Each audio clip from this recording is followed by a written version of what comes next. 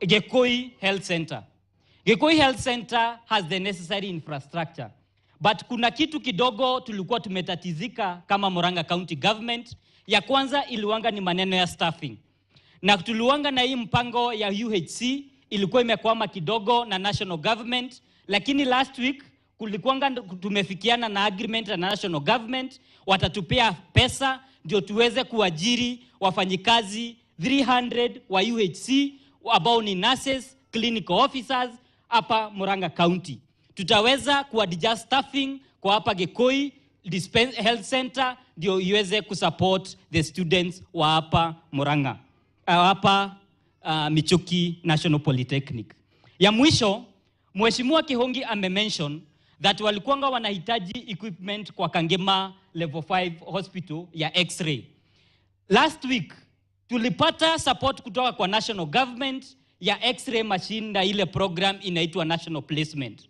So tuko na machine ya kwanza tunapeleka pale Murang'a Level 5 Hospital, ya pili tunapeleka pale Kangema hapa Kangema Level 4 Hospital, ya tatu tunapeleka Kirwara Level 4 Hospital, na ya nne ambayo ni portable tunapeleka pale Kegumo Level 4 Hospital.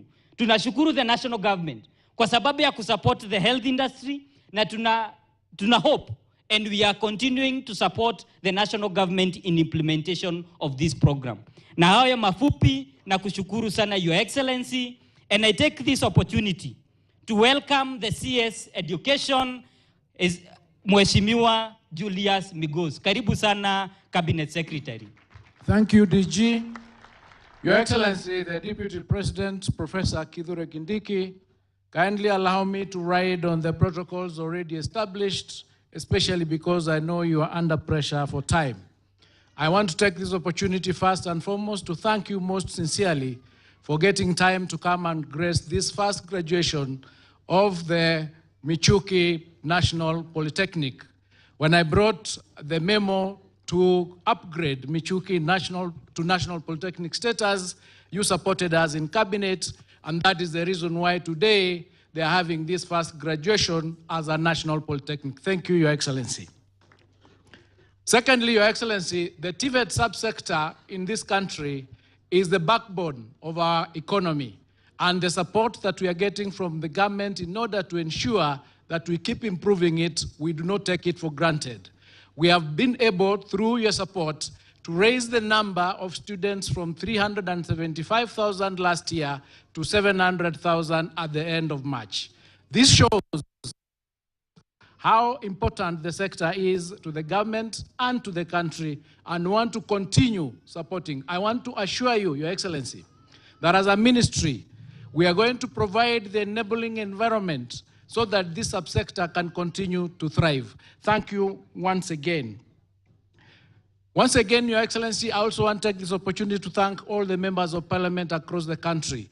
They have really supported this subsector. As you've seen, there are about 550 students being supported here by the member of parliament from this area. This is encouraging because it's going to help us ensure that a lot of our students who are outside there come to our institutions and get skills that will answer what Senator Veronica was asking, that when people graduate from these institutions, they are likely to get jobs. Let me give you a statistics. 85% of the students who graduate from TVETs get jobs. This is because we are producing students who are job ready. We produce them when they are market ready, because we train them not only in theory, but in practicals, as you've seen in the institution here. Because of time and because I know that I am a good student and I'm actually your staff, I do not want to go beyond that, but to say that I associate myself with all that has been said here, beginning from the initial prayer up to what the DG has said. And I also take lastly this opportunity to thank and congratulate all the graduates of today, and to encourage you that you've got a future. Nobody should tell you that you do not have a future. And for those in this country and elsewhere who want to know what their future is, you can actually recreate your own future through what you are studying. Thank you so much, members of the council. Thank you, the principal, for the good work you are doing. We are here to encourage you and to tell you that as a government, we will support you, including including ensuring that we have what you've requested here as a daycare. This is because we have modularized our courses so that even parents at home, even mothers at home can get time to come and study, including studying digital jobs, so that they can come with their child, they go to the ICT lab, do a job, get their dollars, pick the child and go home. So we are going to ensure that those infrastructure are in place for this sector to get the most out of it. Thank you so much, and with those remarks, Your Excellency, it is now my humble duty to invite you to speak to us. Thank you and God bless you. Asante. Asante Waziri, naomba tuketi. I pray that we get seated. Good afternoon. Good afternoon. I know time has gone by. I would just want to thank all the speakers who have spoken. We've managed time. I think the problem was in the morning. We started a little bit late, and that is because of other commitments we had in the morning. I'm happy to be back here in Murang'a, the land of very brave people. This land produced some of the greatest people who fought for our independence and those who took care of our country even after independence. This institution itself is named after a great leader, John Michuki, one of the greatest sons of Kenya from here in Kangema. There are many more. I have no time to enumerate all of them. Kenneth Matiba came from this land. Charles Rebia came from this land. I see even our spiritual fathers. Our father is here, Bishop Alan Waidaka and Mama. Thank you very much for being very useful even after your retirement and joining us in this very important occasion as we celebrate the future and the present of our young people, and therefore the present and future of our country. So I'm glad to be here. And let me also say that what helped those who came before us to achieve was the unity of purpose, not just with our brothers and sisters from this region, but from other parts of the country. I believe in the indivisibility of Kenya, the oneness of Kenya. Even those who fought for our independence could not have achieved the liberation of our country if they did not get the support, solidarity, help, and brotherhood from our brothers and sisters from the coast, northeastern, Nyanza, western, other parts of central, and Rift Valley, and everywhere else. So Kenya is one, and as someone who comes from this region, I keep on saying we must protect the unity of our country because we only have one country, and there are many people even from here who live, reside, work, and do business everywhere else in the country. Having said that, let me take this opportunity to say that our country has made tremendous strides in our development agenda. We still have a long journey to cover. We are not there yet, but we have done a lot.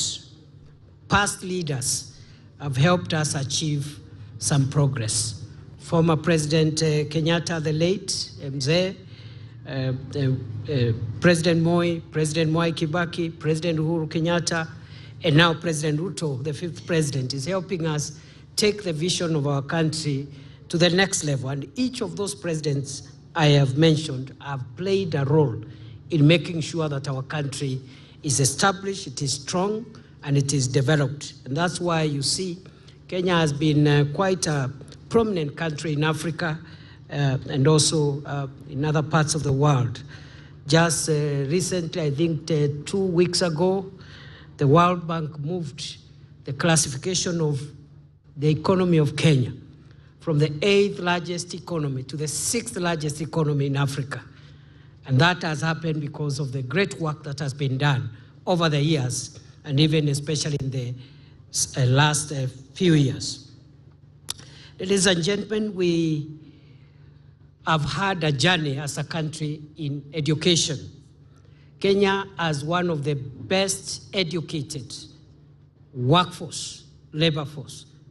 And this is because we have continued to invest in quality, relevant, accessible education for many years. When President Ruto took over the leadership of Kenya 2 years ago, we were transiting into the new We had just begun the transition into the new CBC, which is now CEBT, the curriculum-based, the competence-based curriculum, which is now competency-based education and training. And one of the promises President Ruto and the rest of us as a team we made is that we will streamline the education sector, the education reforms that had been started during the time of President Uhuru Kenyatta. First, at the primary level and secondary level, there were issues around curriculum, and parents had a lot of complaints.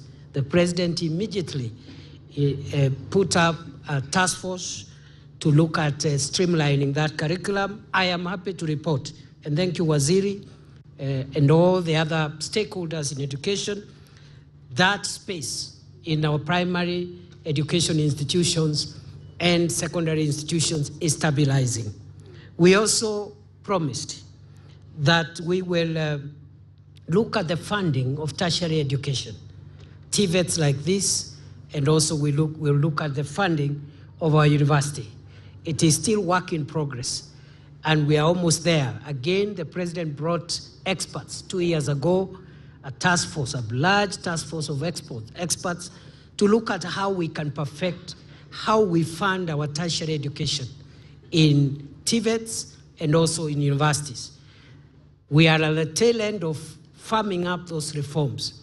Those reforms will ensure, number one, no student, irrespective of the background they come from, will miss a chance to study, complete, and get certified in the tertiary institutions and also in our universities.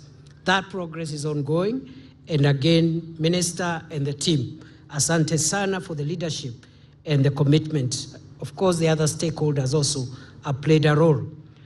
Therefore, in the TVET space, as the Minister has said and the other speakers, this is where much of the transformation agenda of our country is housed, in the TVET space.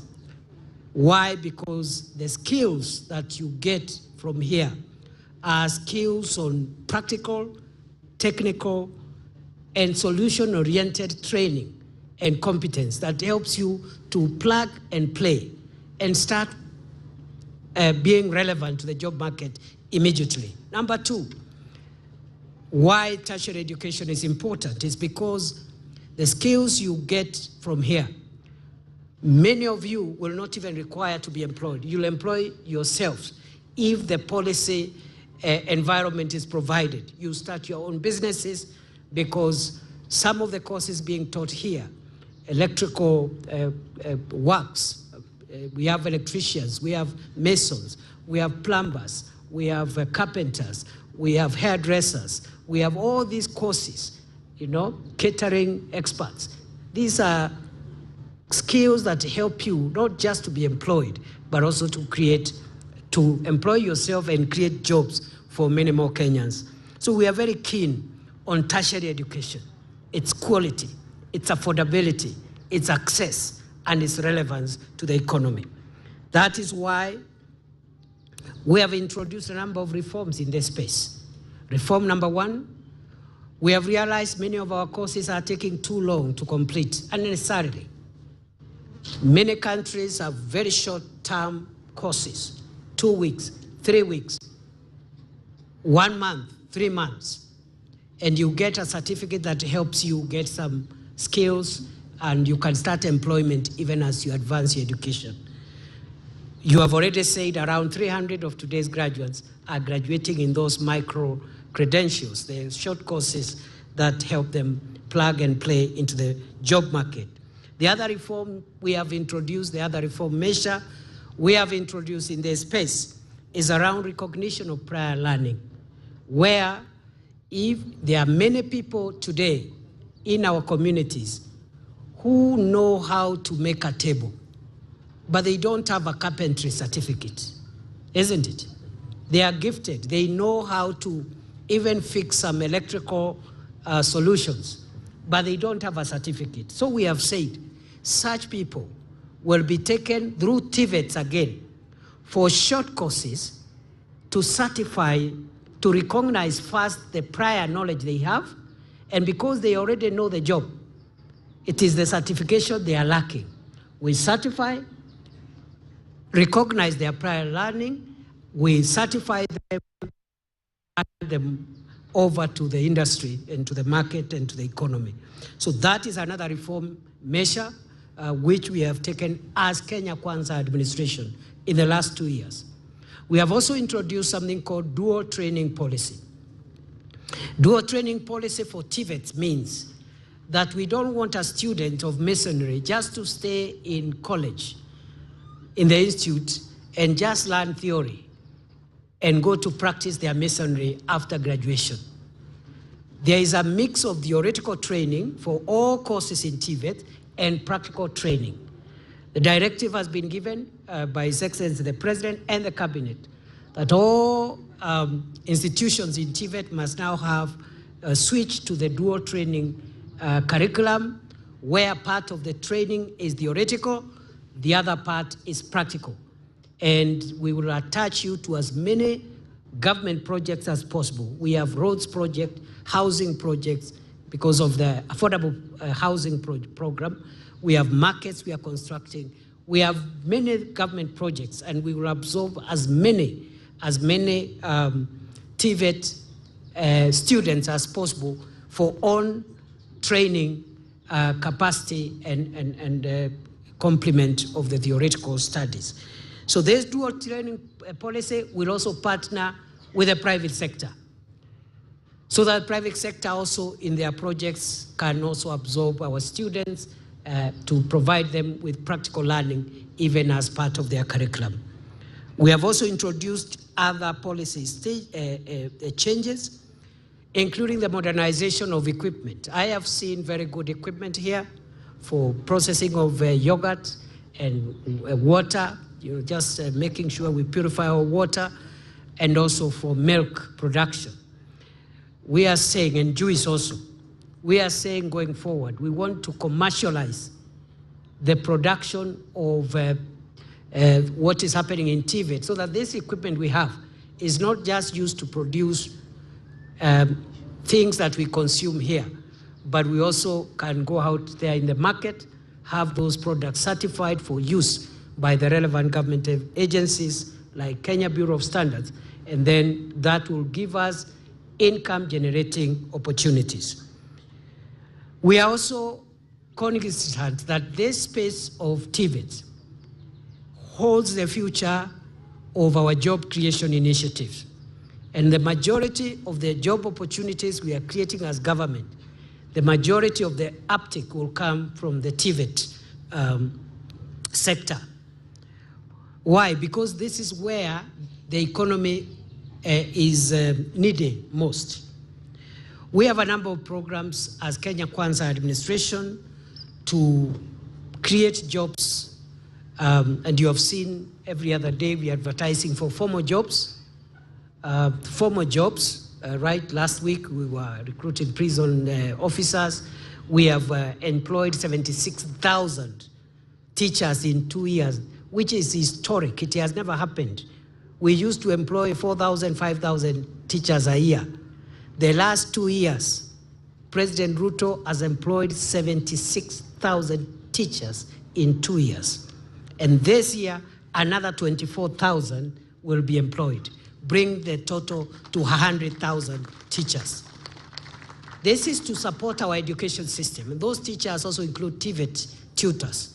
I think last year we did around 2,000. We'll have another cohort again. So this is to make sure our education is good, but also create jobs for many of our youths. In our manifesto, we had committed to create between 2022 and 2027, 116,000 to employ 116,000 teachers. Already we have done 76. Before the end of this year, we'll have done 100,000. What will prevent us from overstepping or overachieving our target? We are going to employ much more than what we had committed. Yet there are people in town saying that this government has not honored a single commitment. Is that really true? It is not true. Even those who are claiming so know it is not true, is a lie.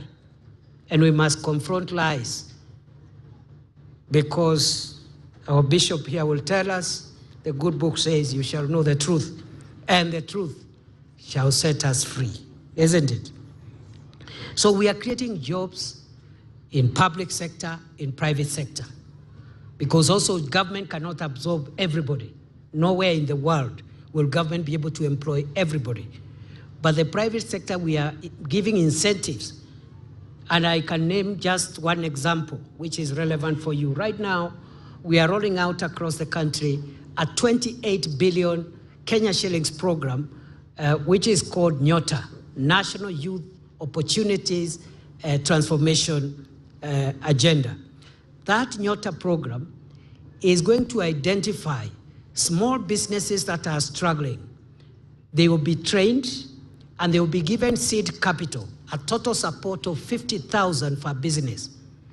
Across Kenya, in every ward, 70 small businesses will receive grants to help them to expand.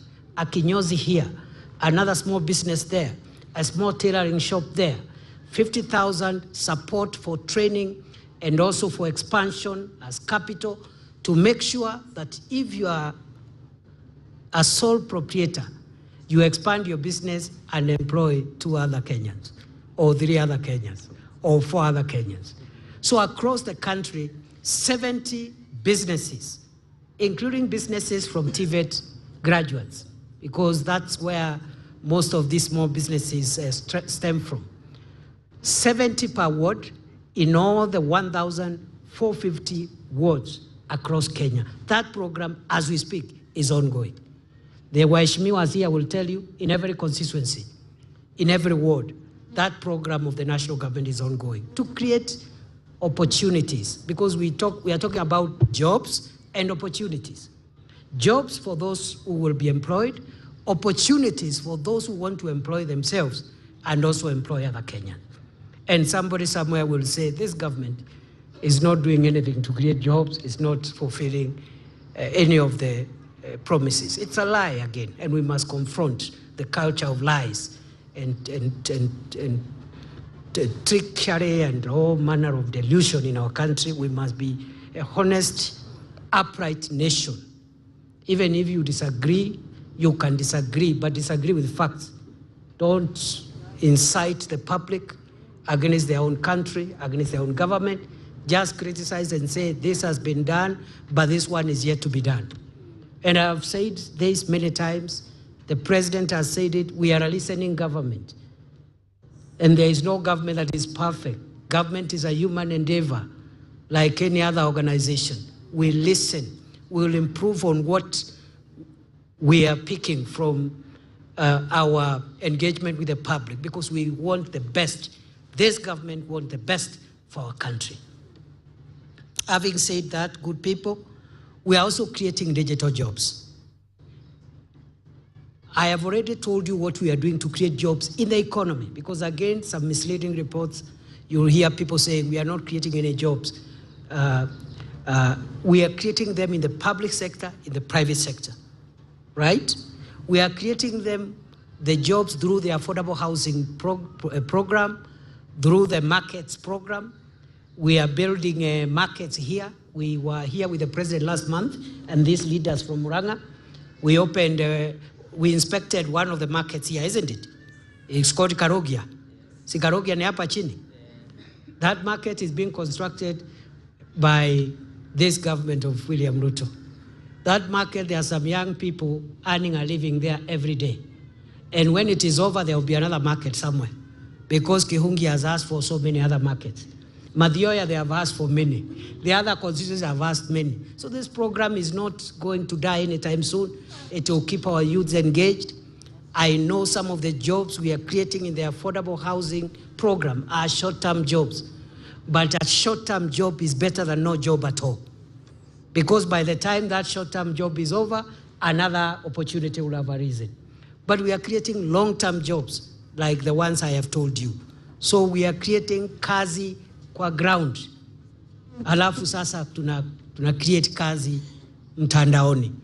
There is a lot of opportunities, including for you people, and I know you have a Jitume lab here, isn't it? That's what the principal said. We don't have time to listen to real-time testimonies. I have been in very many ICT hubs. Young people earning money daily. Some of